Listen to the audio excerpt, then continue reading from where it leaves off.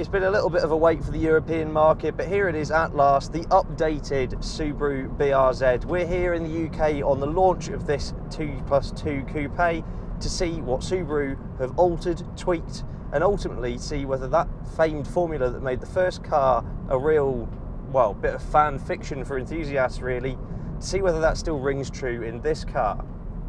They say seeing is believing, so let's start off with what first meets the eye. It's that familiar BRZ shape with its long bonnet, wide shoulders, and of course short overhang, a sort of par for course when it comes to sports cars. But of course the BRZ has its own design details to separate it from its Toyota GT86 sibling.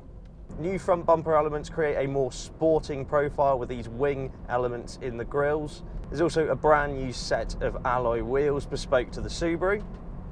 Another visual change are those intricate LED headlights at the front and also the rear tail lights. They look really smart. But arguably the biggest visual difference is found on the rear deck lid, where you'll find a new wing that now sits above the boot as opposed to attached to the lip of it. Not only does this give the sloping coupe roofline a more aggressive flourish, but it's also said to improve airflow over the back of the car. Some of the biggest changes to the latest BRZ are to be found inside, where the interior has taken a real step up in terms of quality of materials.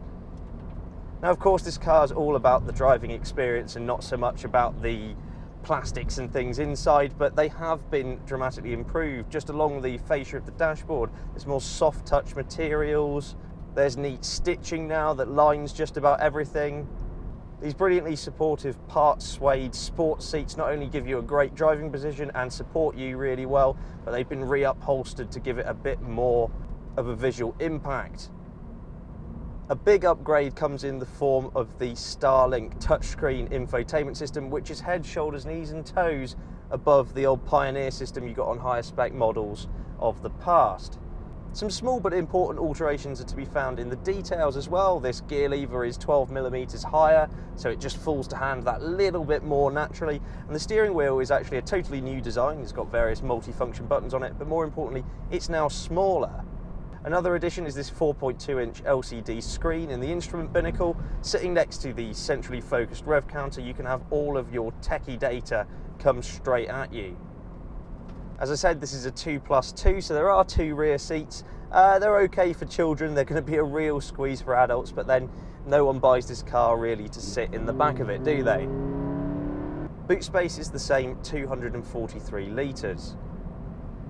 Under the bonnet is that same 2-litre boxer engine that we know and love. It sits nice and low in the car to provide a low centre of gravity.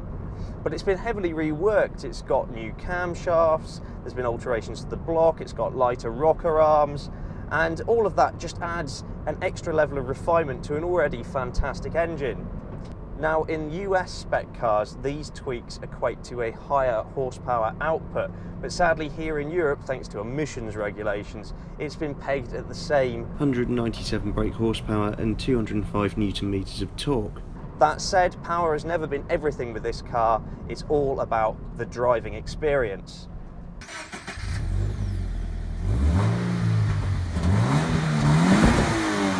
Drop a gear and let that baritone engine note reverberate in your ear as you snatch for another gear from its slick 6-speed manual transmission.